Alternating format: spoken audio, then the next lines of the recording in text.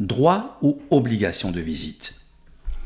Le 8 mai 2024, le président de la République, Emmanuel Macron, avait accordé un entretien au magazine Elle. À cette occasion, il avait évoqué la possibilité que le droit de visite mute en un devoir de visite, un devoir de suivi et d'éducation. Il y a peu de chances que ce président ait le temps pour initier un projet de loi en ce sens. Mais cela ne veut pas dire que l'idée qu'il a exprimée dans cet entretien restera lettre morte. D'abord, le sujet n'est pas spécialement clivant, du moins pas au regard des clivages politiques traditionnels. Ensuite, si ce n'est pas maintenant, car les priorités sont probablement ailleurs, l'idée peut ressurgir un jour, car elle n'est pas plus absurde, mais peut-être aussi illusoire, que de sanctionner pénalement les parents qui ne font rien, voire qui contribuent à ce que leur adolescent tombe dans la délinquance. Vous trouverez sur cette chaîne une vidéo consacrée à l'application ou la non-application de l'article 227-17 du Code pénal qui justement prévoit cette possibilité et qui a été renforcée en 2025. Transformer le droit de visite en obligation de visite et de suivi de l'enfant procède de la même logique que sanctionner le ou les parents défaillants. Le plus souvent, c'est la mère qui héberge à titre principal les enfants après un divorce ou une séparation. Mais le premier responsable de la défaillance éducative est souvent le père qui brille par son absence. En particulier dans les zones sensibles, un adolescent livré à lui-même, que sa mère ne peut pas maîtriser, quand bien même le voudrait-elle, risque fort de faire de mauvaises rencontres, de délaisser l'école et parfois de sombrer dans la délinquance. Et même lorsque la situation n'est pas aussi grave, même lorsqu'il s'agit de milieux économiquement et socialement favorisés ou moins défavorisés, même lorsque la mère ou plus généralement le parent gardien tient les rênes, tient ses adolescents et qu'il n'y a pas de dérapage dans la délinquance, l'absence de l'autre parent est une forme de maltraitance de l'enfant que ne saurait compenser la pension alimentaire quand elle est payée. Si on regarde bien, ce qu'a dit Emmanuel Macron existe déjà. Le second alinéa de l'actuel article 373.2 du Code civil dispose que chacun des pères et mères doit maintenir des relations personnelles avec l'enfant et respecter les liens de celui-ci avec l'autre parent. Doit et non peut entretenir des relations personnelles. C'est une obligation et il appartient au juge d'en déterminer les contours, les modalités et en toute logique de prendre des mesures pour la faire respecter. C'est donc presque encore mieux que ce que propose le président, puisque ça permet au juge de faire du sur-mesure, un droit de visite ou un droit d'hébergement, de suivi. Il s'adapte. En théorie.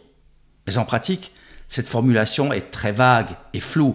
Elle manque tellement de précision que finalement, elle ne conduit jamais le juge à imposer une véritable obligation de visite dont le non-respect serait sanctionné financièrement, voire pénalement, sauf si à titre très exceptionnel, on en venait à le faire au titre justement de l'article 227.7 du Code pénal que nous avons mentionné.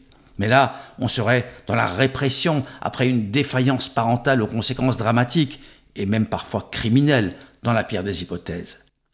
Mais pour agir à titre préventif, dans l'intérêt de l'enfant qui est censé guider les décisions de tous ces juges, juges aux affaires familiales, juges des enfants et leurs juridictions d'appel, appliquer réellement, et s'il le faut, avec un certain degré de coercition, l'article 373.2 du Code civil, éventuellement reformulé, serait sans doute une heureuse initiative.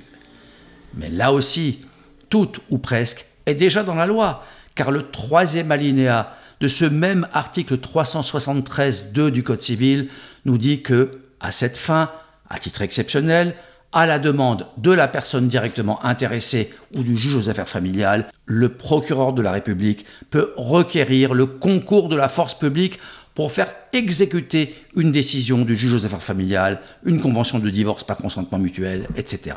On peut aussi citer l'article 373.2.6, dont le second alinéa dit que le juge peut prendre les mesures permettant de garantir la continuité et l'effectivité du maintien des liens de l'enfant avec chacun des parents.